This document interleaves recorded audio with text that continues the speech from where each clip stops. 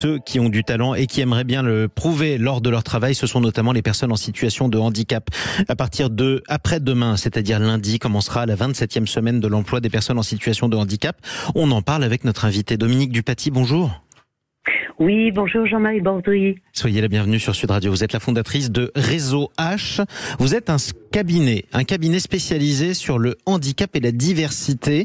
27e semaine européenne pour l'emploi des personnes handicapées. Je le disais, à partir de lundi. D'abord, un petit rappel.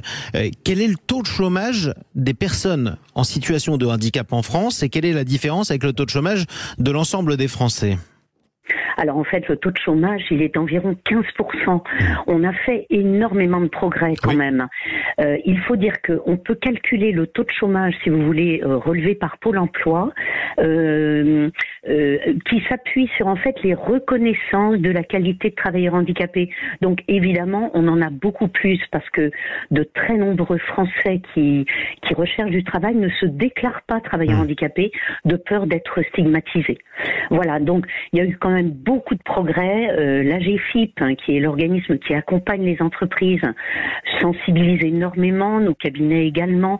Donc les entreprises quand même ont beaucoup changé de regard, mais il y a encore beaucoup de progrès à faire. Alors évidemment, on dit le handicap avec un grand H, mais Dieu sait s'il y a un S à la fin, parce que les handicaps sont extrêmement nombreux et variés, et c'est très difficile de regrouper tout le monde. Oui, et en plus, si vous voulez, en fait, chaque situation de handicap appartient à chaque personne. Parce qu'on peut être, par exemple, aveugle, on ne vivra pas son handicap de la même façon qu'une autre personne atteinte de cécité.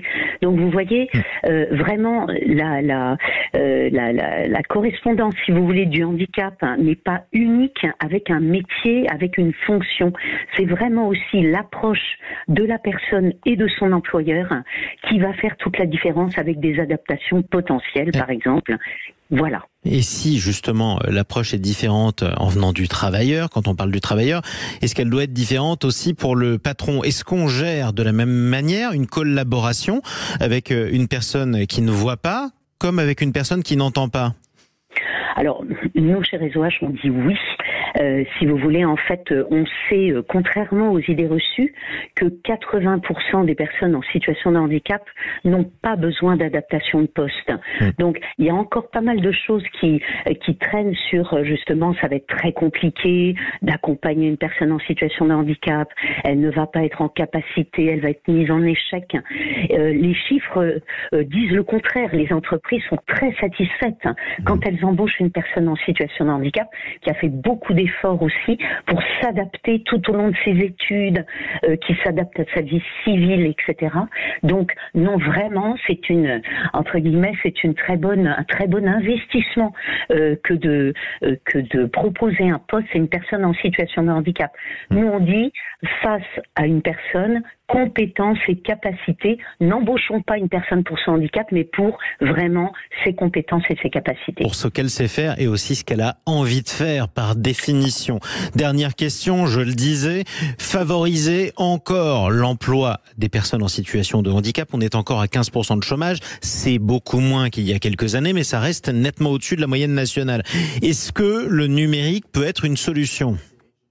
Alors, je pense que le numérique peut être une solution pour plusieurs raisons. Parce que d'abord, l'État s'est emparé de ce sujet.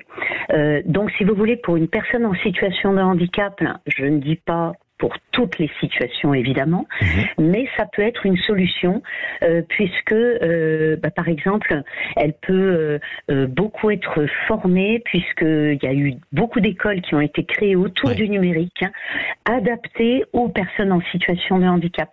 De plus en plus, la formation s'intéresse à la situation de handicap et à l'adaptation de ces situations. Donc oui, le numérique est vraiment à mettre en avant et notamment quand il s'adapte aux personnes en situation de handicap, il s'adapte aux personnes qui ont du mal à lire, du mal à comprendre, aux personnes âgées notamment. Donc si vous voulez, vraiment, quand c'est valable pour les personnes en situation de handicap, c'est également valable pour tous. Ça, c'est quelque chose qu'il faut qu'on garde en tête pendant cette nouvelle SECPH. Exactement, cette semaine européenne pour l'emploi des personnes en situation de handicap. Merci à vous, Dominique Dupaty, fondatrice de Réseau H. Vous êtes un cabinet spécialisé sur le handicap et la diversité.